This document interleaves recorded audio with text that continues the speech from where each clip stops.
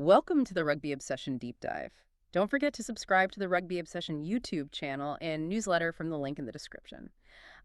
Today we are looking at something completely wild. Yeah, wild is definitely the word. Like, World Rugby is finally killing a math rule that's been around for, what, over 20 years? Right, since October 2003, which is, that is an absolute eternity in the sports world. It really is. Yeah. Entire generations of players have literally come and gone under this specific mathematical formula, and now we're finally seeing it retired. So our mission for you listening today is to break down this exciting new update coming into effect on July 1st, 2026. We're going to look at what it means for your favorite national teams and, how it perfectly captures the thrilling globalization of modern rugby. Yeah, it's a monumental shift.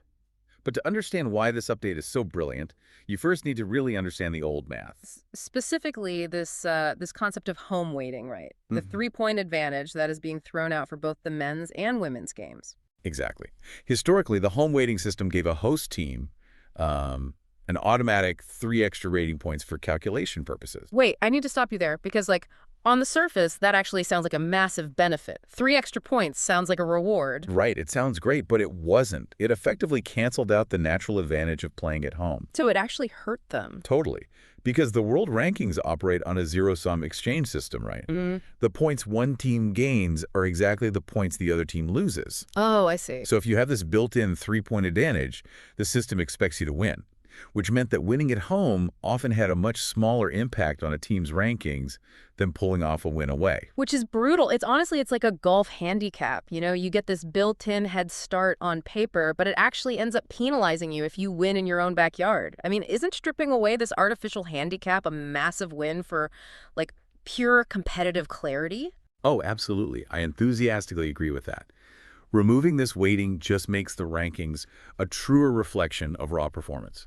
It's a beautifully simple, positive update to the mechanics of the game. Because before, this wasn't just for weekend bilateral tests. This rule applied to host unions for major competitions like the Rugby World Cups, the Pacific Nations Cup, and the WXV Global Series. Yeah, exactly. The host nation was always carrying this invisible mathematical burden, and now that's just gone. But that brings us to the big question. Why get rid of a system that's been in place for over 2 decades? Why fix this right now? Well, because the actual map of where rugby is being played is evolving in incredible ways. The whole definition of a home game is basically obsolete at this point. Evolving is an understatement. If you're loving this breakdown, make sure to subscribe to the Rugby Obsession YouTube channel and newsletter from the link in the description. We want to hear your thoughts and opinions on this. Drop a comment and let us know what you think about your team playing in neutral venues. Because frankly, the sheer volume of these neutral venue games is getting insane. It really is. World Rugby specifically cited an evolving competition landscape. They noted that tournaments are increasingly being played in centralized or, out-of-country locations. For strategic and commercial reasons, right? Exactly. Financial reasons, too. Before the end of 2026, there are around 20 matches across international competitions scheduled for neutral locations. 20. That is a massive shift. Look at some of the examples they gave. You have Fiji playing all 3 of their quote-unquote home nations championship matches over in the UK. Yeah, and Japan is facing Ireland and Australia. Tonga is hosting matches in the USA and Canada. Right. And the WXV Global Series Challenger is taking place centrally in Hong Kong. It's just brilliant for growing the game. It is.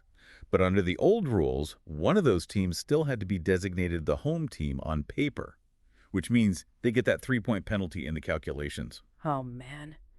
Let's talk about the biggest heavyweight clash on that neutral calendar. Crucially, this includes the massive clash between the Springboks and the All Blacks in Baltimore, USA. Exactly. Under the old system, if South Africa is technically designated as the home team in Baltimore, the algorithm blindly assumes they have a massive home advantage. Which is absolutely ridiculous. It's like hosting a dinner party at a restaurant in another country, but you're still expected to go back in the kitchen and clean up the dishes. That is exactly what it's like. You shouldn't have to clean up the dishes. Penalizing a home team in the rankings when they are playing 5,000 miles away from their actual fans makes zero sense. So hats off to World Rugby for recognizing this. Totally. By removing the penalty for hosting in neutral venues, World Rugby is actively embracing the growth of the sport. They're encouraging unions to take the game to new global audiences without the fear of tanking their world ranking. Right, because now that we know how the points will be calculated differently starting in July 2026, we have to look at the titans of the sport who are navigating this newly leveled playing field. Oh, the timing is crucial because the top of the standings right now is a bloodbath. It really is. Let's look at the current men's rankings as of June 19th, 2026. South Africa leads at 93.94, followed closely by New Zealand at 90.33, and Ireland right there at 89.07. And if you look at the women's rankings, England is just dominating. They're sitting at 98.09. Unbelievable score. It is. But followed by New Zealand at 91.60 and Canada right on their heels at 89.78.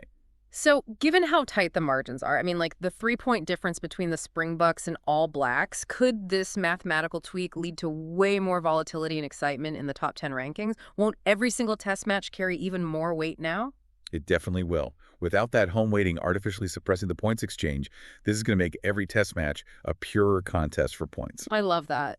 Yeah, it perfectly validates the methods provided by World Rugby to modernize the sport.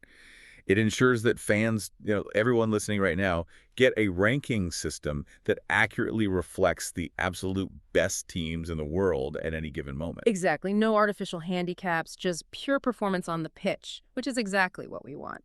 Before we go, one last reminder to subscribe to the Rugby Obsession YouTube channel and newsletter from the link in the description.